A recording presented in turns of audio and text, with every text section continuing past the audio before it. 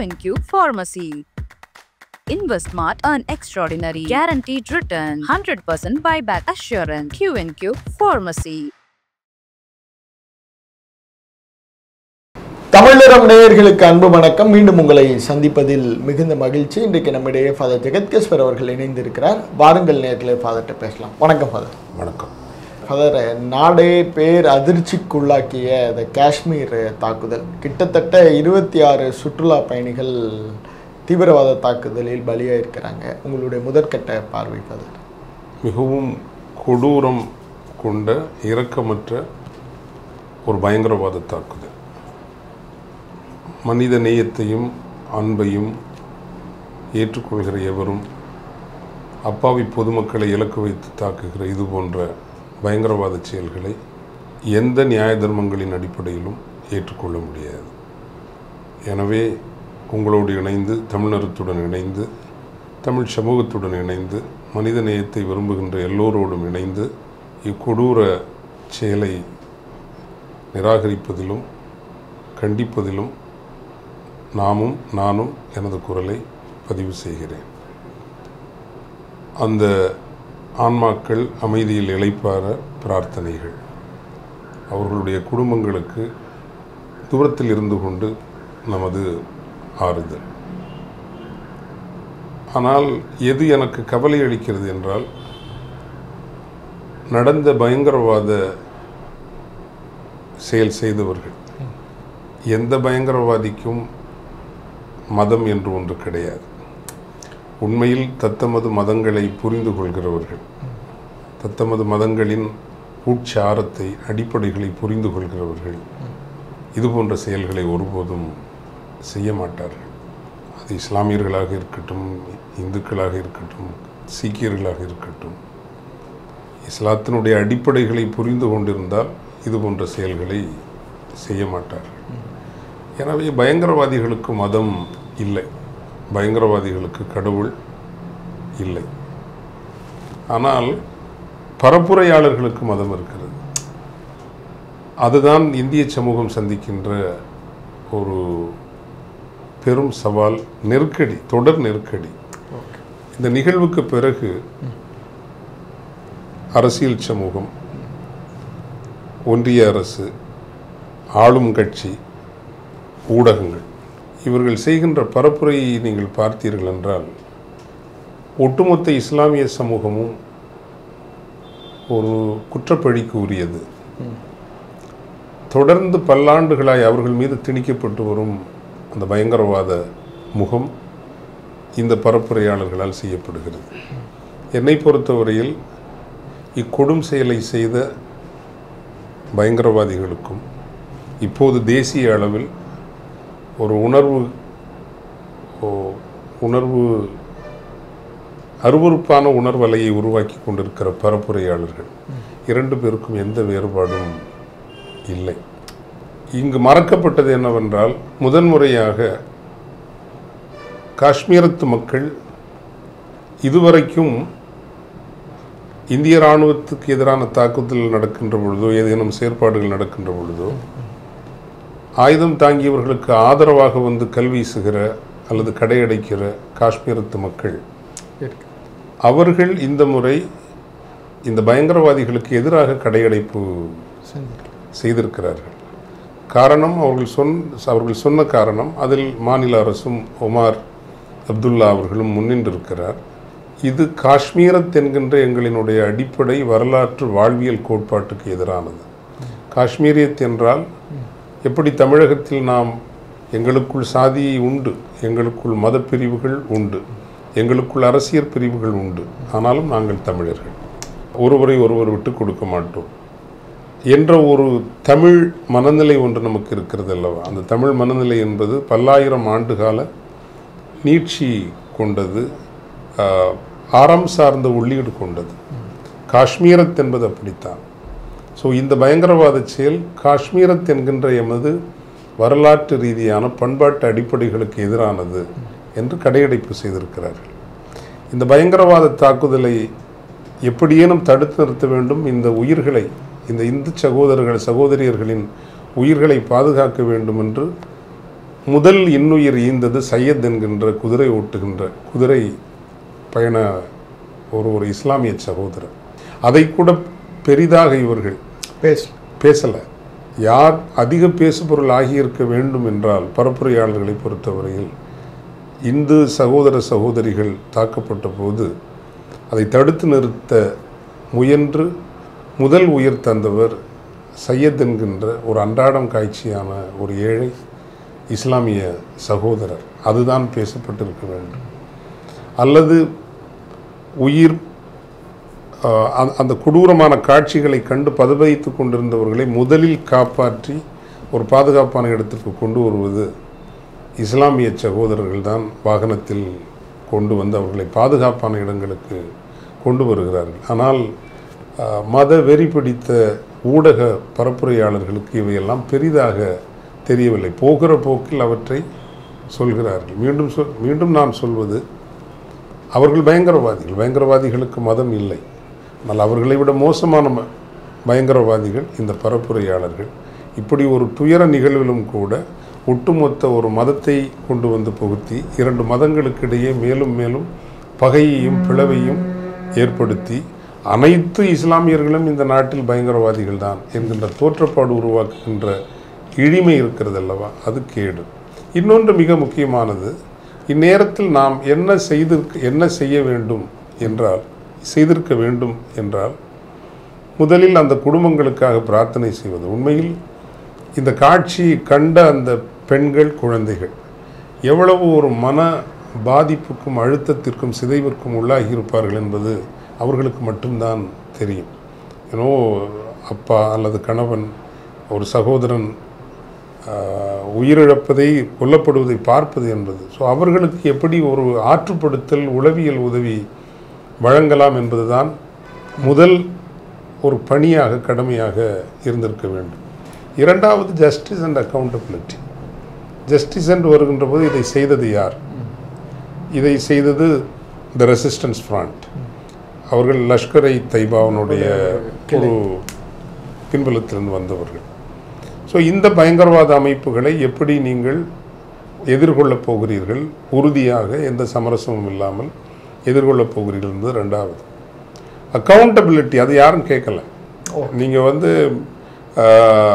இந்தியாவிலேயே பாதுகாப்பிற்காக அதிக பணம் செலவிடப்படும் மாநிலம் காஷ்மீர்.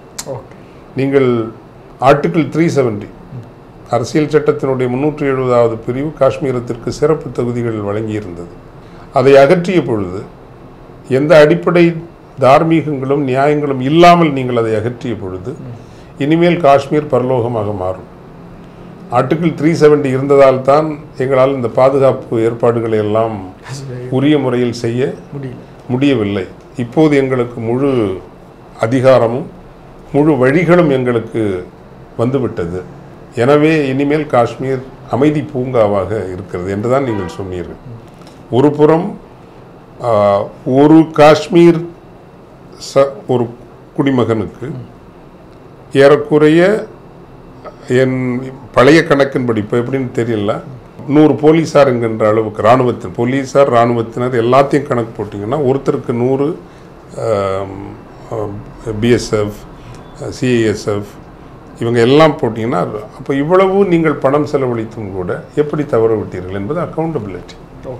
இவ்வளவு செலவழிக்கிறோம் இல்லைங்களா, எப்படி நீங்கள் ஒரு உளவு தகவல் சேகரிக்காமல் விட்டீர்கள், இப்படி ஒரு பாதுகாப்பின்மையை. ஸோ கேட்கப்பட வேண்டிய கேள்விகள் அவர்கள் என்ன மதம் சார்ந்தவர்கள் என்பது அல்ல, உங்களினுடைய பாதுகாப்பு கவனமின்மை ஏன் இப்படி நிகழ்ந்தது, இது கேட்கப்பட வேண்டும். இன்னொன்று லார்ஜர் கொஸ்டின், லைக் இந்த அமைப்பு பிறந்ததே ஆர்டிகிள் 370க்கு பிறகுதான். த ரெசிஸ்டன்ஸ் ஃப்ரண்ட் என்கின்ற அமைப்பு பிறந்தது ஆர்டிகிள் 370 2018 அல்லது 19 என்று நான் நினைக்கின்றேன். லஷ்கர்-இ தொய்பாலிருந்து அப்போது நீங்கள் எடுக்கிற ஒரு அரசியல் முடிவிற்கு எதிர்வினையாகத்தான் ஒரு அமைப்பு தொடங்கி இருக்கிறது. அதை பற்றியும் நீங்கள் பேச வேண்டும் என்பது என்னுடைய ஒரு கருத்து. காரணம், அரசியல் அடிப்படைகள் இல்லாமல் வெறும் வன்முறைக்கென்ற அமைப்புகள் தொடங்குவது இல்லை எப்போதுமே. அந்த அமைப்புகளை நாம் நிராகரிக்கின்றோம், அவர்களுடைய வழிமுறைகளோடு நாம் கடுகளவும் உடன்படவில்லை, அவை மனிதகுல எதிரிகள் என்று தான் சொல்கின்றோம். ஆனால் அந்த அமைப்பு பிறப்பதற்கு ஒரு அரசியல், உங்களினுடைய ஒரு அரசியல் முடிவு காரணமாக இருந்திருக்கிறது. எனில் பரந்துபட்ட சமூகத்தினுடைய நம்பிக்கையை பெறுகின்ற அளவுக்கு இளையர்களினுடைய அவர்கள் வைத்திருக்கிற ஒரு குற்றச்சாட்டு என்பது ஆர்டிகிள் 370 நீங்கள் அறிமுகப்படுத்திய பிறகு 85,000 காஷ்மீர் மாநிலத்தை சேராதவர்களுக்கு நீங்கள் அங்கே இதுவரை அந்த ரேஷன் கார்டெல்லாம் கொடுத்துருக்கீங்க. அது உண்மையா பொய்யா அப்படிங்கிற நமக்கு தெரியல. ஆனால் அப்படி ஒரு குற்றச்சாட்டு முன்வைக்கப்படுகின்ற போது RSS பிஜேபி பொதுவாக செய்கின்ற அந்த ஒரு நிலப்பரப்பினுடைய மக்கள் வடிவத்தை, டெமோகிராஃபின்னு சொல்லுவோம் இல்லைங்களா, அதை தங்களினுடைய தேர்தல் மற்றும் மூலோபாய தேவைகளுக்கு ஏற்றபடி மாற்றுவது, இது அவர்களினுடைய ஆர்டிகிள் 370 தகர்க்கப்பட்ட போது இந்த அச்சம்தான் முதல் அச்சமாக இருந்தது. இது பற்றியும் பேசப்பட வேண்டும் என்று நினைக்கிறேன். கண்டிப்பாக ஃபாதர், நிறைய விஷயங்கள் நீங்கள் தொடர்ந்து பேசியிருந்தீங்க. அதில் ஒவ்வொன்றா நம்ம டீகோட் பண்ணலாம் அப்படின்னு சொல்லிட்டு, இந்த பரப்புரையாளர்களை பற்றி நீங்கள் சொன்ன விஷயத்தில் கூடுதலாக ஃபாதர், ஒருத்தர் மஞ்சுநாத் அப்படின்னு சொல்லிட்டு கர்நாடகத்தை சார்ந்தவர், அவரை சுட்டு கொன்னுட்டு இதை போய் மோடி கிட்ட சொல்லு அப்படின்னு சொல்லி அந்த அவங்களுடைய மனைவி கிட்ட சொன்னதா திரும்ப அவங்க பத்திரிகையாளர்களை சந்திக்கிறாங்க. இதை நிறைய பத்திரிகையாளர்கள் கேள்விக்குள்ளாக்குறாங்களே ஃபாதர். இல்லை, அதில் உண்மையிலேயே பொய் இருப்பதாகத்தான் நான் நினைக்கின்றேன்.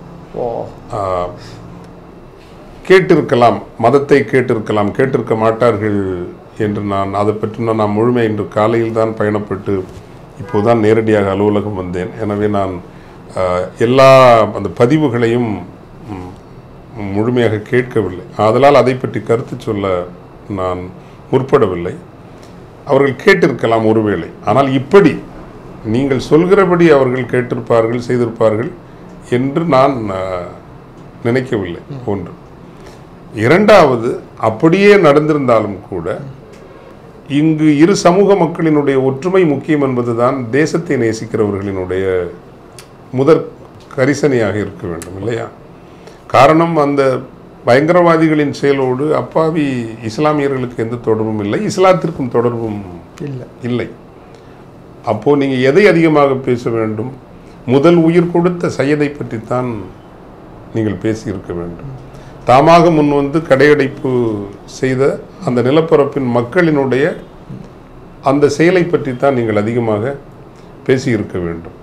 எஞ்சியிருந்த பெண்களையும் குழந்தைகளையும் பாதுகாப்பாக வாகனத்தில் அழைத்து வந்த இஸ்லாமிய சகோதரர்களை பற்றித்தான் நீங்கள் அப்படி பேசியிருந்தால் அது வந்து ஒரு உயர்ந்த பண்பாட்டினுடைய வெளிப்பாடு.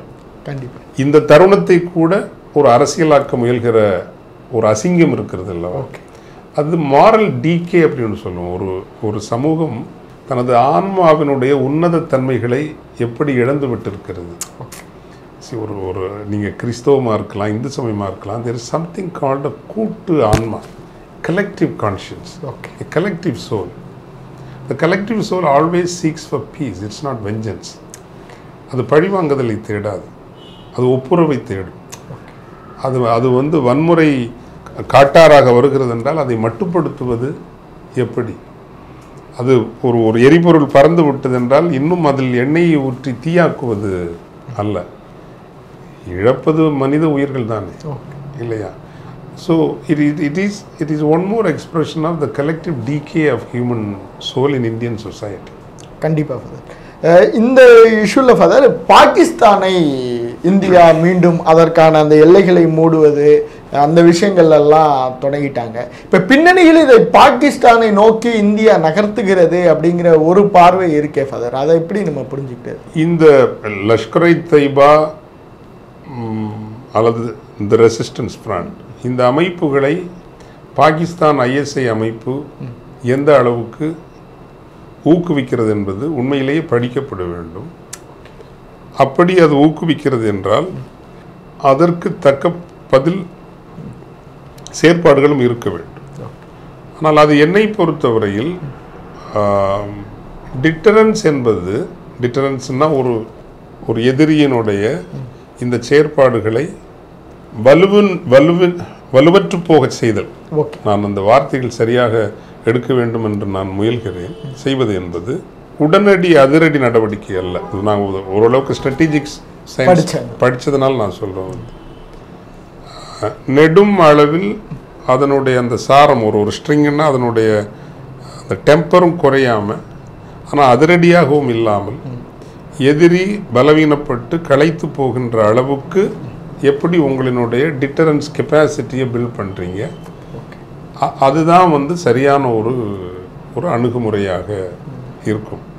ஒரு அதிரடி எடுத்தேன் கவிழ்த்தேன் என்று செய்கின்ற போது இரு நாட்டுக்கும் இடையான பகைமை என்பது மேலும் அதிகமாகும். நீண்ட நாள் பாதுகாப்பை நம்மால் அது உறுதி செய்ய முடியுமா? காரணம், நான் அடிக்கடி சொல்வேன், நமது நாட்டுக்கான பாதுகாப்பு அச்சுறுத்தல்கள் கடல் வழி வருவதல்ல. கடல் வழி பாதுகாப்பை தான் அமெரிக்கா போன்ற நாடுகள் இந்தியாவை உள்ளடக்கி நாடுகின்றன. காரணம், அவர்கள் விரும்புவது அடிப்படையில் ஆஸ்திரேலியா, ஜப்பான் இந்த நாடுகளுக்கான பாதுகாப்பு.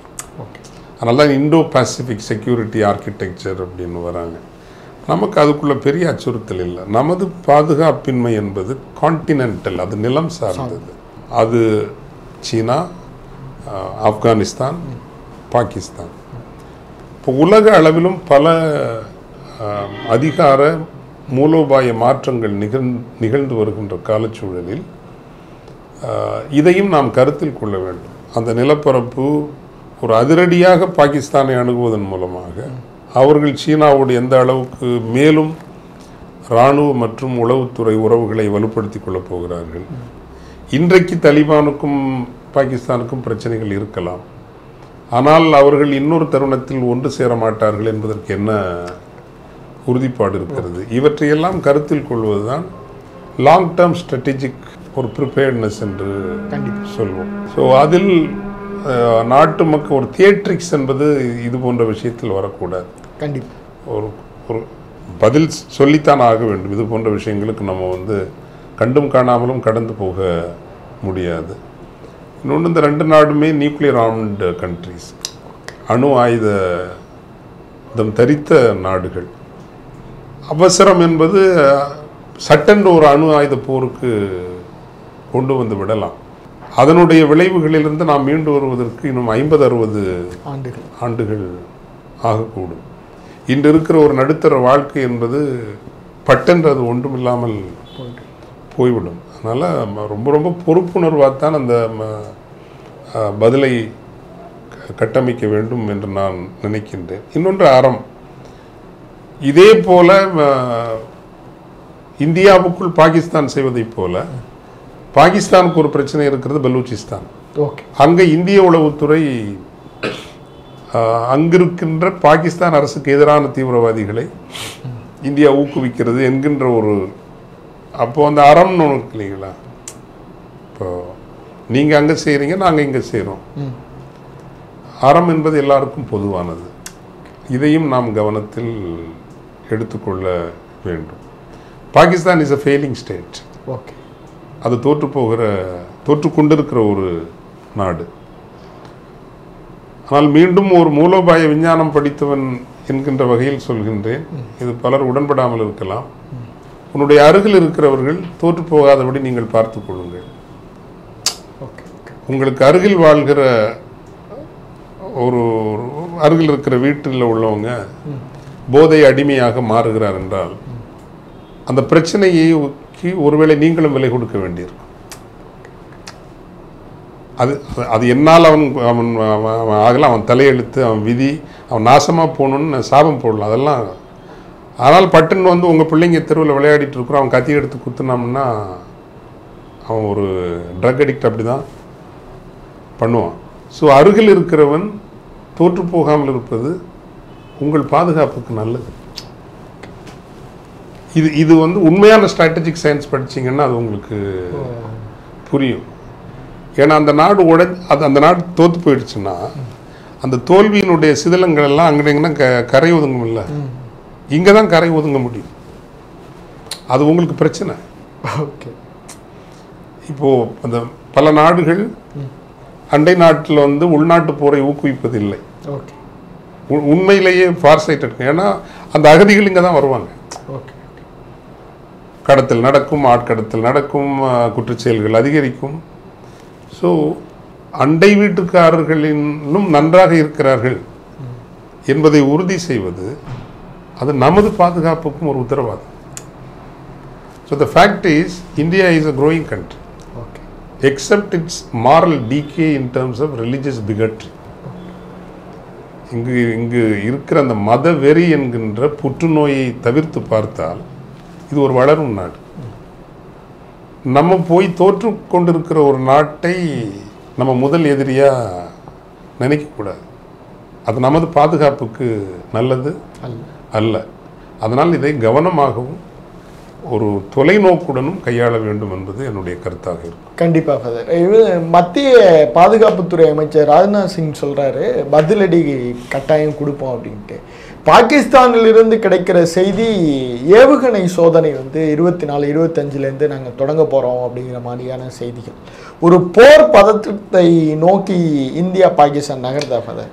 அல்லாது நீங்கள் கடந்த முறை நடந்ததை பார்த்தீர்கள் என்றால் நீங்கள் இவங்க இராணுவ நடவடிக்கைக்கான ஒரு தரப்பினர் அதை நோக்கி உந்தி தள்ளுவார்கள்.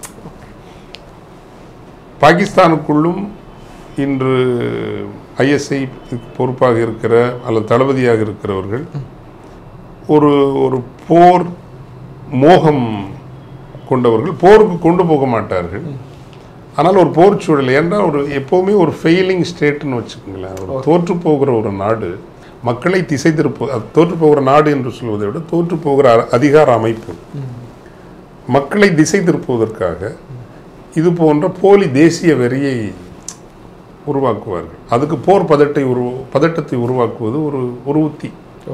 ஒரு பதட்ட மனநிலைக்கு மக்களை கொண்டு சென்று ஒரு அதி தீவிர தேசிய வெறியை, அதன் விளைவான போர் வெறியை உருவாக்குவது. அந்த நாட்டினுடைய பொறுப்பில் இருக்கிறவர்கள் ஏற்கனவே அதற்கு பெயர் போனவர்கள் இன்று இருக்கிறது.